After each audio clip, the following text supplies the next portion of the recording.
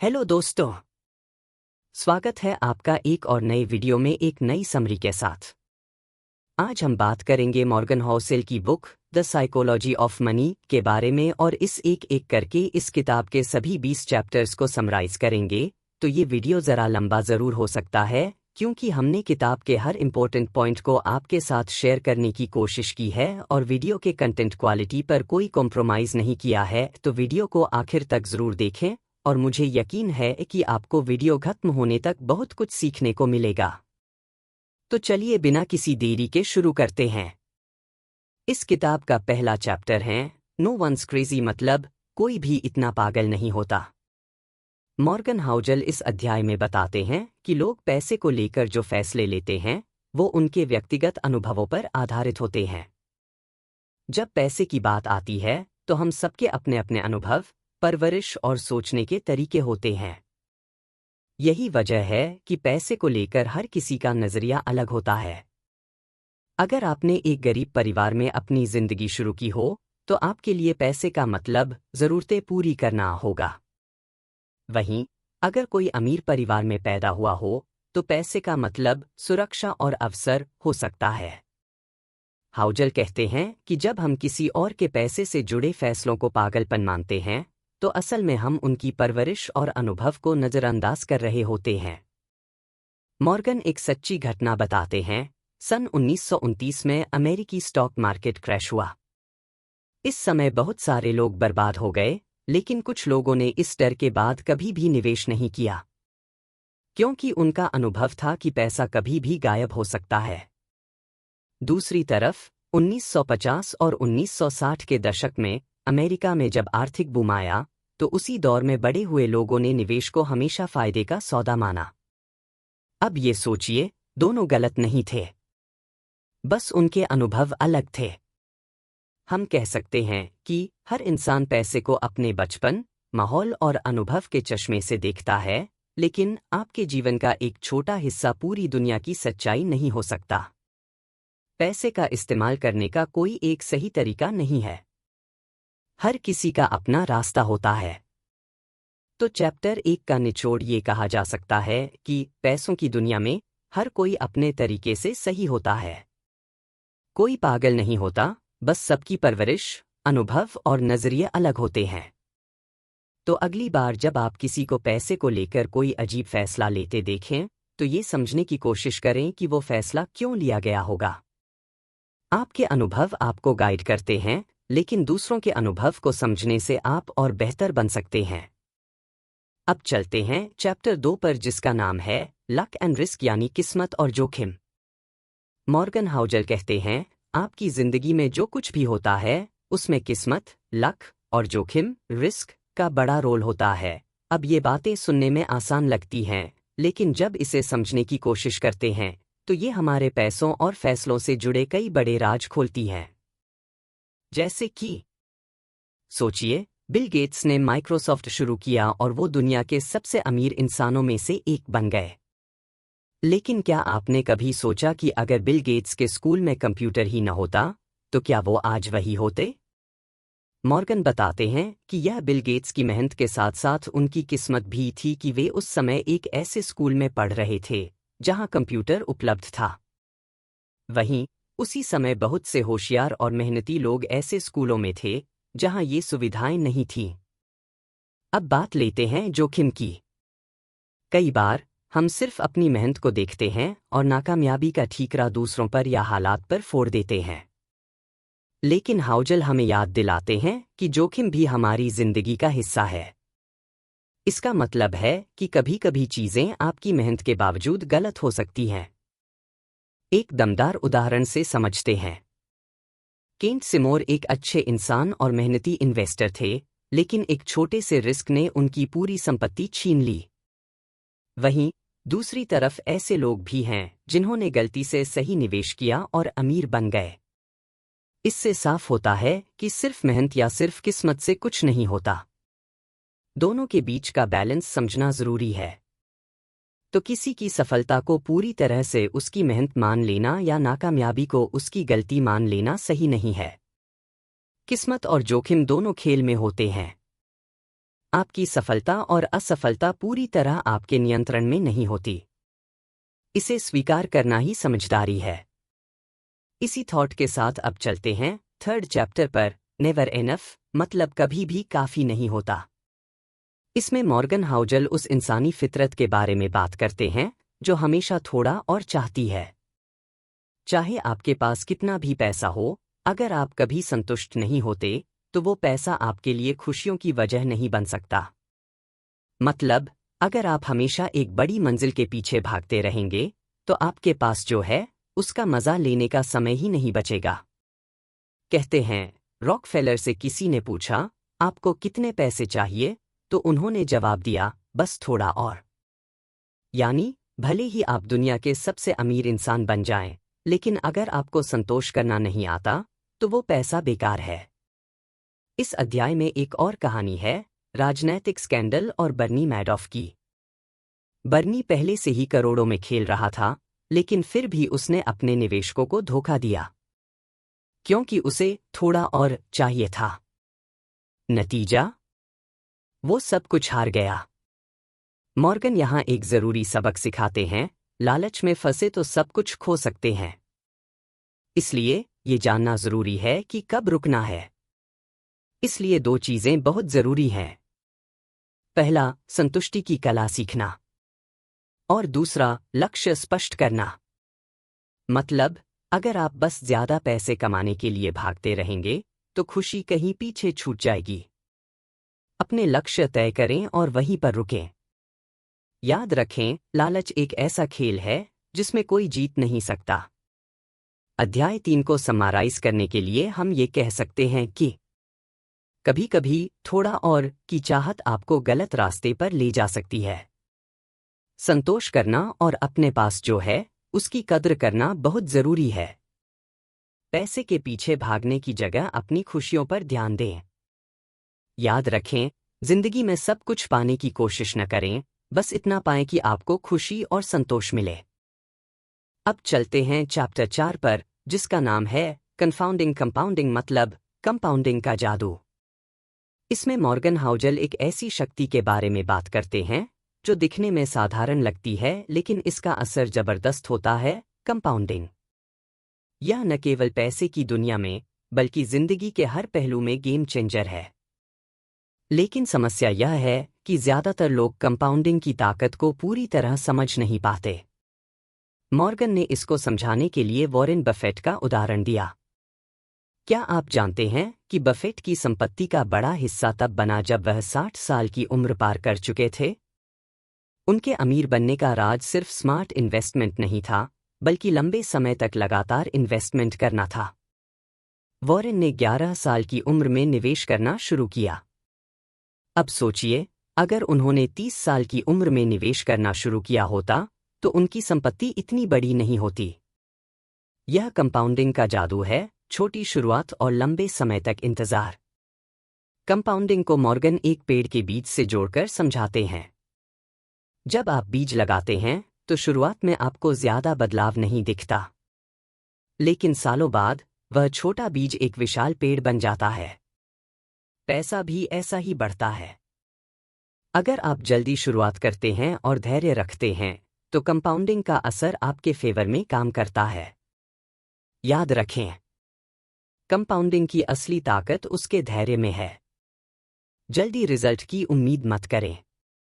इसे समय दो, जैसी शुरू करो और सब्र रखो तो यह आपको आपकी उम्मीदों से ज्यादा लौटाएगा। इसी के साथ चलते हैं चैप्टर 5 पर, getting wealthy versus staying wealthy. Morgan Housel इस अध्याय में दो अलग अलग चीजों पर बात करते हैं, पैसे कमाना, गेटिंग वेल्दी, और पैसे को बनाए रखना, स्टेइंग वेल्दी। इन दोनों के लिए सोच और रणनीति अलग होती है। लेकिन सबसे बड़ी गलती तब होती है जब लोग अमीर बनने की कोशिश में पैसा गवा बैठते हैं। अमीर बनने के लिए आपको जोखिम लेना पड़ता है, लेकिन अमीर बने रहने के लिए आपको सावधानी बरतनी पड़ती है। पैसा कमाना रफ्तार और जोश मांगता है, लेकिन पैसा बनाए रखना धैर्य और समझदारी की मांग करता है। मॉर्गन कहते हैं कि सिर्फ पैसा कमाना ही सब कुछ नहीं है। असली खेल यह है कि आप इसे कितने समय तक अपने पास रख पाते हैं। मॉर्गन रोनाल्ड रीड की कहानी बताते हैं। रोनाल्ड एक साधारण नौकरी करता था, एक गैस स्टेशन अटेंडेंट और चौकीदार। लेकिन उसने अपनी जिंदगी में करीब 70 करोड़ रुपए की संपत्ति बनाई। पर कैसे? उसने ज्यादा जोखिम नहीं लिया।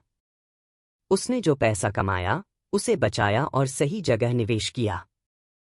उसने धैर्य रखा और कंपाउंडिंग को काम करने दिया। इसके उलट मॉर्गन बर्नी मैडॉफ का उदाहरण देते हैं, जिसने लालच और खराब फैसलों की वजह से सब कुछ खो दिया। चैप्टर 5 का निचोड़ ये कहा जा सकता है कि पैसा कमाना एक चीज है, लेकिन उसे बनाए रखना एक बिल्कुल अलग खेल है। पैसा कमाने के लिए जो जोखिम और उत्साह चाहिए, वही पैसा बनाए रखने में आपके खिलाफ काम कर सकता है। असली सफलता तभी है जब आप अपने पैसे को लंबे समय तक संभाल सकें। याद रखें, धन पाने और उसे बनाए रखने के बीच का संतुलन ही आपको आर्थिक सफलता तक ले जाएगा। अब चलते हैं चैप्टर 6 पर, टेल्स यू विन। इस अध्याय में मॉर्गन हाउजल एक दिलचस्प और शायद चौंकाने वाली बात बताते हैं। जीत का बड़ा हिस्सा सिर्फ कुछ खास टेल इवेंट्स से आता है। टेल इवेंट्स का मतलब मॉर्गन ने इसे स्टॉक मार्केट से जोड़कर समझाया। 99% स्टॉक्स शायद ही कभी बड़ा रिटर्न देते हैं, लेकिन 1% स्टॉक्स, टेल इवेंट्स, इतना बड़ा रिटर्न देते हैं कि वे पूरे मार्केट को चलाते हैं। यह सबूत है कि सफलता हमेशा बराबर नहीं बंटती। कुछ बड़े फैसले या टेल इवेंट्स पूरी तस्वीर बदल सकती हैं। मॉर्गन ने एप्पल और गूगल जैसे कंपनियों का उदाहरण दिया। एप्पल की सफलता आईफोन के इर्द गिर्द घूमती है। गूगल की 90% से ज्यादा कमाई सिर्फ विज्ञापनों से होती है। इन कंपनियों ने कई प्रोडक्ट बनाए, लेकिन उनकी असली सफलता एक या दो बड़े टेल इवेंट्स से आई। दिक्कत यह है कि हम अक्सर औसत पर ध्यान देते हैं और टेल इवेंट्स की अहमियत को भूल जाते हैं। हम छोटी छोटी असफलताओं से घबरा जाते हैं। लेकिन असली जीत तब होती है जब आप लंबे समय तक कोशिश करते रहते हैं और किसी बड़े मौके का फायदा उठा लेते हैं। यह दिखाता है कि सफलता के लिए लगातार प्रयास और असफलताओं से घबराना नहीं चाहिए। याद रखें, आपको हर बार जीतने की जरूरत नहीं है, लेकिन जब मौका आए तो उसे पूरी तरह से भुनाना न भूलें। तो चलिए अब शुरू करते हैं चैप्टर 7, फ्रीडम यानी आज़ादी। मॉर्गन हाउजल के अनुसार पैसा कमाने का असली मतलब सिर्फ चीजें खरीदना नहीं है। असली खुशी तब मिलती है जब पैसा आपको आज़ादी देता है, अपनी जिंदगी के फैसले खुद लेने की, अपने समय को अपनी शर्तों पर जीने की। मॉर्गन कहते हैं कि पैसे का सबसे बड़ा रिटर्न वह होता है जो आपको समय पर कंट्रोल देता है। अगर आप सुबह उठकर वही काम कर रहे हैं जो आप करना चाहते हैं, तो आप अमीर हैं। अगर आपके पास यह आज़ादी नहीं है, तो चाहे आपके पास कितना भी पैसा हो, आप असली खुशियों से दूर हैं। जब आप पैसे से अपने समय को खरीद पाते हैं, तो यह आपको स्वतंत्रता देता है। यह ऐसी शक्ति है जो आपको हर हाल में सुकून और खुशी देती है। पैसा आपको चीजें खरीदने के लिए चाहिए, लेकिन असली मूल्य यह है कि यह आपके लिए समय और विकल्प खरीद सकता है। मॉर्गन इसे चुपचाप अमीर बनना कहते हैं। मॉर्गन एक ऐसे आदमी का जिक्र करते हैं जिसके पास सब कुछ था, गाड़ी, घर, बड़ी नौकरी। लेकिन हर सुबह वह उठता और काम पर जाता, क्योंकि उसके पास समय की कोई आज़ादी नहीं थी। दूसरी तरफ एक साधारण इंसान जिसने बचत की, समय पर रिटायर हुआ और अब हर सुबह अपनी मर्जी से जीता है। सवाल यह नहीं कि कौन ज्यादा अमीर है, बल्कि सवाल यह है कि कौन ज्यादा आज़ाद है। पैसे का असली मकसद यह होना चाहिए कि वह आपको अपने जीवन को अपने तरीके से जीने की स्वतंत्रता दे। एक आम इंसान भी धीरे ही सही, लेकिन इसे 3 स्टेप्स से अचीव कर सकता है। पहला, बचत की आदत डालें, यह आपको भविष्य में ज्यादा विकल्प और आज़ादी देगा। दूसरा, अपनी प्राथमिकताएं तय करें, क्या आप पैसा सिर्फ चीजों पर खर्च करने के लिए कमा रहे हैं या खुद को आज़ादी देने के लिए? और तीसरा, कम में जीने की कला सीखें, आपकी खुशियां चीजों पर नहीं, आपके पास कितनी आज़ादी है, इस पर निर्भर करती हैं। कुल मिलाकर बात का सार यही है कि पैसा आपको चीजें खरीदने की ताकत तो देता है, लेकिन इसकी असली शक्ति तब दिखती है जब यह आपको अपने समय और जिंदगी पर कंट्रोल देता है। असली खुशी और अमीरी तभी आती है जब आप अपने जीवन को अपनी शर्तों पर जी सकते हैं।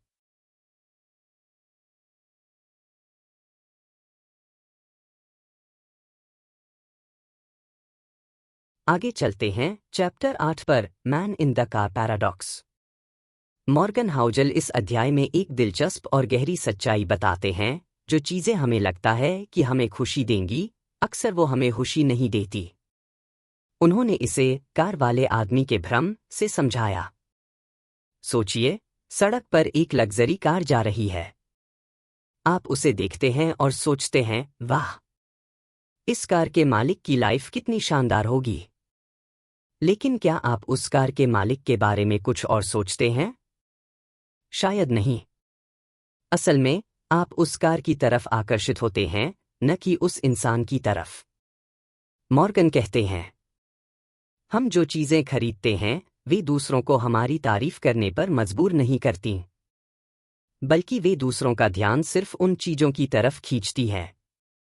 हमें लगता है कि महंगे सामान खरीदकर, बड़े घर या गाड़ियों से हम दूसरों को इम्प्रेस करेंगे। लेकिन सच्चाई यह है कि लोग इन चीजों की तारीफ तो करते हैं, पर आपके बारे में ज्यादा नहीं सोचते। मॉर्गन बताते हैं कि असली खुशी किसी चीज को खरीदने में नहीं है, बल्कि आत्मसम्मान और संतुष्टि में है। अगर आप खुद से खुश हैं और अपनी लाइफ को कंट्रोल में महसूस करते हैं, तो आपको महंगी चीजों की जरूरत नहीं। और अगर आप दूसरों को इम्प्रेस करने के लिए चीजें खरीदते हैं, तो आप कभी संतुष्ट नहीं होंगे। याद रखें, जो चीजें हम दूसरों को दिखाने के लिए खरीदते हैं, वे अक्सर हमारी खुद की खुशी छीन लेती है। सादगी और आत्मसंतुष्टि में ही असली खुशी है। इसी के साथ चलते हैं अध्याय 9 पर, जिसका नाम है wealth is what you don't see. इस अध्याय में मॉर्गन हाउजल हमें सिखाते हैं कि दौलत वो नहीं है जो लोग दिखाते हैं, बल्कि वो है जो छिपी होती है। दिखने वाली चीजें, जैसे महंगी कारें, बड़े घर, महंगे कपड़े, अक्सर दौलत की असलियत नहीं बताती। असली दौलत वह है जो आपने बचाकर रखी है या निवेश की है। सोचिए, आपने किसी को एक महंगी गाड़ी चलाते हुए देखा। आप सोचते हैं, यह आदमी कितना अमीर है। लेकिन मॉर्गन कहते हैं, महंगी गाड़ी देखकर आपको उस आदमी की दौलत का पता नहीं चलता। आपको बस यह पता चलता है कि उसने कितना पैसा खर्च किया है। महंगी चीजें यह नहीं बताती कि किसी के पास कितना पैसा बचा है। पर दौलत दिखती क्यों नहीं? दौलत वह पैसा है जिसे आपने बचाया और निवेश किया है। यह पैसा आपके लिए भविष्य में काम करेगा। मॉर्गन बताते हैं कि जो पैसा आप बचाते हैं, वह आपके लिए आजादी, विकल्प और सुरक्षा खरीदता है। दिखावे के लिए खर्च करने से आपका पैसा खत्म होता है। आगे बढ़ते हैं चैप्टर 10 पर, सेव मनी। इस चैप्टर में मॉर्गन हाउजल हमें सिखाते हैं कि सेविंग करना अमीरी का असली रास्ता है। भले ही आपकी इनकम कितनी भी हो, अगर आप सेविंग नहीं कर रहे, तो आप अमीर नहीं बन सकते। आप जितना कमाते हैं, वह उतना मायने नहीं रखता। असली खेल यह है कि आप उसमें से कितना बचाते हैं। सेविंग के लिए माइंडसेट को लेकर मॉर्गन कहते हैं कि सेविंग का संबंध केवल पैसों से नहीं है, बल्कि यह आदत और सोचने के तरीके से जुड़ा है। अगर आप अपनी लाइफस्टाइल को काबू में रखते हैं, तो आप अपनी इनकम चाहे जो भी हो, बचत कर सकते हैं। वॉरेन बफेट की सादगी के एग्जाम्पल से समझते हैं। वॉरेन बफेट, दुनिया के सबसे अमीर लोगों में से एक, आज भी उसी साधारण घर में रहते हैं जिसे उन्होंने 1958 में खरीदा था। उनकी लाइफस्टाइल सादगी का एक उदाहरण है। उन्होंने अपनी इनकम का बड़ा हिस्सा बचाया और निवेश किया, और आज उन्हें दुनिया का सबसे बड़ा इन्वेस्टर माना जाता है। इसी सोच के साथ आगे बढ़ते हैं चैप्टर 11 पर, जिसका नाम है रीजनेबल, रैशनल। इस अध्याय में मॉर्गन हाउजल बताते हैं कि पैसे के मामले में हमेशा रैशन होना जरूरी नहीं है, बल्कि रीजनेबल होना ज्यादा फायदेमंद है। हम इंसान पूरी तरह से रैशन नहीं होते। हमारे निर्णय भावनाओं, अनुभवों और व्यक्तिगत प्राथमिकताओं से प्रभावित होते हैं। इसलिए पैसे को लेकर सही रणनीति यह है कि आप जो फैसला लें वह आपकी जिंदगी के लिए उचित हो। मॉर्गन समझाते हैं कि पैसे से जुड़े फैसले केवल गणितीय समीकरण नहीं होते। पैसा प्रबंधन केवल नंबर गेम नहीं है, यह व्यवहारिक खेल भी है। लोगों के लिए उनकी भावनाएं और मानसिक शांति भी उतनी ही महत्वपूर्ण होती हैं जितनी कि रिटर्न। एग्जाम्पल के लिए एक कहानी से समझते हैं। एक व्यक्ति टेलर हर महीने अपनी कमाई का एक हिस्सा कम रिटर्न वाले बचत खाते में रखता था। लोग उससे कहते, तुम इसे शेयर मार्केट में क्यों नहीं लगाते? वहां ज्यादा रिटर्न मिलेगा। लेकिन टेलर का कहना था, मुझे पता है कि मार्केट में ज्यादा रिटर्न मिलेगा, लेकिन मेरे लिए मानसिक शांति ज्यादा जरूरी है। यह पैसा मेरे लिए सुरक्षा है। यह टेलर का उचित फैसला था। याद रखें, आपका सबसे अच्छा फाइनेंशियल प्लान वह है जो आपके लिए काम करता है, न कि वह जो केवल कागजों पर सही लगता है। अध्याय 12, सरप्राइज। मॉर्गन हाउजल इस अध्याय में बताते हैं कि पैसों की दुनिया में सरप्राइज और अनिश्चितता हमेशा बनी रहती है। हमारे फाइनेंशियल फैसले भविष्य के अनुमान पर आधारित होते हैं, लेकिन असलियत में भविष्य हमेशा हमें चौंकाता है। इसलिए हमें फ्लेक्सिबल और तैयार रहना चाहिए। नेटफ्लिक्स की कहानी से समझते हैं। नेटफ्लिक्स के शुरुआती दिनों में लोग सोचते थे कि डीवीडी का बिजनेस ज्यादा लंबा नहीं चलेगा। लेकिन नेटफ्लिक्स ने समय के साथ अपना मॉडल बदला और ऑनलाइन स्ट्रीमिंग की दुनिया में राज करना शुरू कर दिया। पैसे की दुनिया में सरप्राइज और अनिश्चितता हमेशा रहेगी। इसे रोकने की कोशिश करने के बजाय इसे अपनाएं।